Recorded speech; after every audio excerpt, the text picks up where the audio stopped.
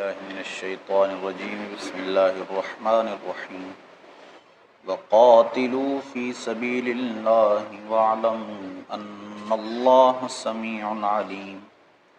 من ذا الذي يقرض الله قرضا حسنا فيضاعفه له أضعافا كثيرا والله يقبض ويبسط وإليه ترجعون صدق الله مولانا العظيم الصلاة والسلام عليك يا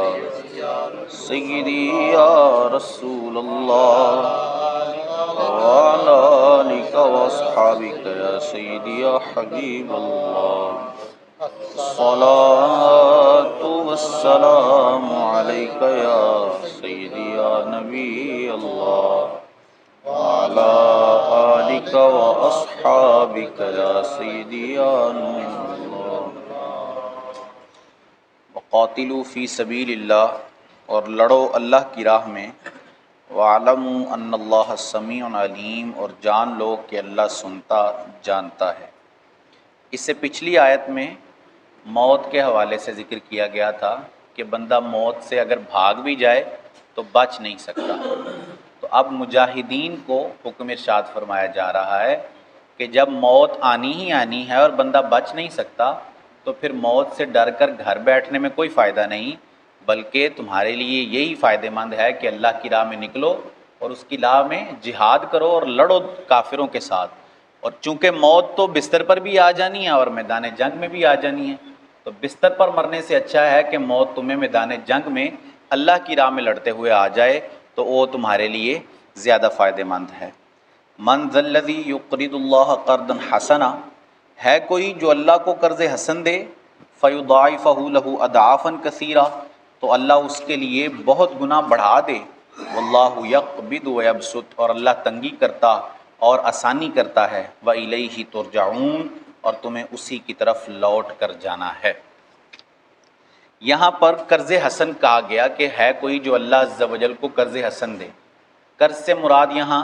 اللہ کی راہ میں اخلاص کے ساتھ، خلوص نیت کے ساتھ خرچ کرنا ہے، اپنا مال خرچ کرنا ہے اللہ کی راہ میں۔ اب یہ اللہ عز و جل کا کیسا لطف و کرم ہے کہ اس کو قرض کے ساتھ تعبیر فرمایا ہے، حالانکہ بندہ اسی کا بنایا ہوا ہے اور جو اس نے مال بندے کو دیا ہے وہ بھی اسی کی عطا ہے، لیکن اپنی راہ میں خرچ کرنے کو قرض سے تعبیر کر رہا ہے کہ جیسے جو قرض دیتا ہے وہ اس بات کا پکا یقین رکھتا ہے کہ مجھے یہ میرے پیسے واپس مل جائیں گے، یہ میرے پیسے محفوظ ہو گئے ہیں۔ اسی طرح اللہ عز و جل کی راہ میں خرچ کرنے والا، اس کو یہ یقین ہوتا ہے کہ مجھے اس کا جو جزا ہے وہ ضرور عطا کر دی جائے گی۔ میں نے جو ایک خرچ کیا ہے، اللہ اس کے بدلے مجھے 10 عطا فرمانے والا ہے۔ اللہ فرماتا ہے اس کے لیے ہم فیضاعفہ لہ اضعافا کثیرا، کہ کئی گنا بڑھا دیتے ہیں اس کا ثواب۔ احادیث میں اس کی تشریح میں آتا ہے کہ 700 گنا تک اللہ عز و جل بڑھا دیتا ہے، اور اللہ عز و جل کسی کا عمل جو ہے وہ ضائع نہیں کرتا۔ اللہ قرآن مجید میں ارشاد فرماتا ہے ان اللہ لا یضیع اجر المحسنین، کہ بے شک اللہ نیکی کرنے والوں کا اجر ضائع نہیں کرتا، چاہے وہ نیکی مالی طور پر کی گئی ہو، چاہے وہ نیکی بدنی طور پر کی گئی ہو، کوئی نیکی بھی اللہ عز و جل ضائع نہیں فرماتا۔ میں نے یہ پہلے بھی واقعہ سنایا ہے کہ سیدنا موسیٰ اور سیدنا خضر علیہ السلام جب سفر پر تھے ایک ساتھ، تو ایک بستی میں گئے، وہاں ان بستی والوں نے ان دونوں کی مہمان نوازی سے انکار کر دیا۔ وہاں ایک دیوار گرنے والی تھی، سیدنا خضر نے اس دیوار کو سیدھا کر دیا۔ تو موسیٰ علیہ السلام نے کہا کہ ان لوگوں نے تو ہماری مہمان نوازی نہیں کی اور آپ یہاں ان کے ساتھ اس طرح نیکی والا معاملہ کر رہے ہیں۔ تو آپ نے فرمایا کہ یہ دیوار اس بستی میں رہنے والے 2 مسکینوں کی ہے، ان کا خزانہ اس کے نیچے ہے، تو اللہ عز و جل چاہتا ہے کہ جب وہ بالغ ہو جائیں تب ان کا خزانہ باہر نکل کر آئے، پہلے ساری جو ہے وہ لوگوں کی نظروں سے چھپا رہے، کیونکہ اللہ عز و جل ان کو ان کی نیکی کا بدلہ دینا چاہتا ہے، ان کے والد کی نیکی کی وجہ سے۔ اب تفسیر میں علماء فرماتے ہیں کہ یہ جو والد فرمایا ہے یہاں پر کہ والد کی نیکی کی وجہ سے اللہ ان کو صلہ دے رہا ہے، وہ ان کا اصل والد نہیں، بلکہ 4-5 پشتوں میں پہلے کوئی دادا پردادا گزرا تھا، اس نے کوئی ایک نیکی کی تھی، اس کی نیکی کا صلہ اللہ عز و جل ان کو عطا فرما رہا ہے۔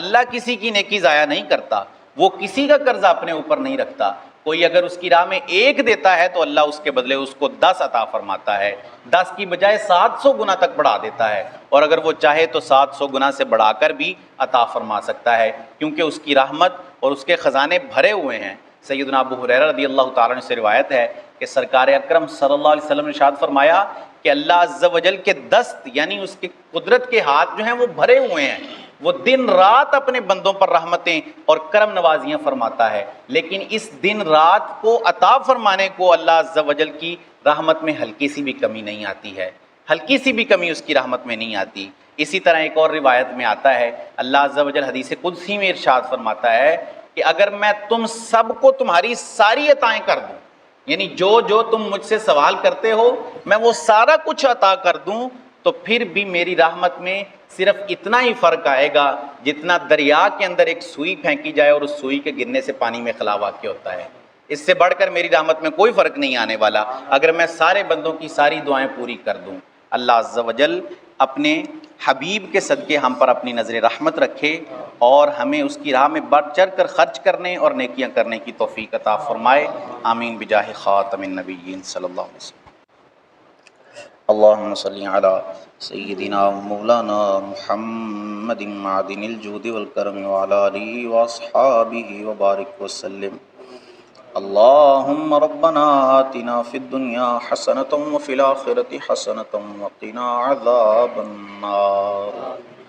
اللہم اغفر وارحم وانت خیر الراحمین۔ یا الہ العالمین، نماز فجر ادا کرنا، درس کرنا اپنی بارگاہ میں قبول فرما، غلطیاں کوتاہیاں گناہ خطائیں لغزشیں اپنی رحمت سے معاف فرما، ہم سب کی، ہمارے ماں باپ کی اور رسول اللہ صلی اللہ علیہ وسلم کی ساری امت کی بخشش فرما، ہم سب کو خلوص و استقامت سے 5 وقت با جماعت نماز پڑھنے کی توفیق عطا فرما، مالک کریم سب کی حلال روزیوں میں برکتیں عطا فرما، حرام کے رزق سے سدا محفوظ فرما، اپنے سوا کبھی کسی کا محتاج نہ کر۔ سبحان ربک رب العزت عما یصفون وسلام علی المرسلین والحمد للہ رب العالمین، وصلی اللہ تعالی علی حبیبہ سیدنا و مولانا محمد وعلی آلہ واصحابہ اجمعین برحمتک یا ارحم الراحمین۔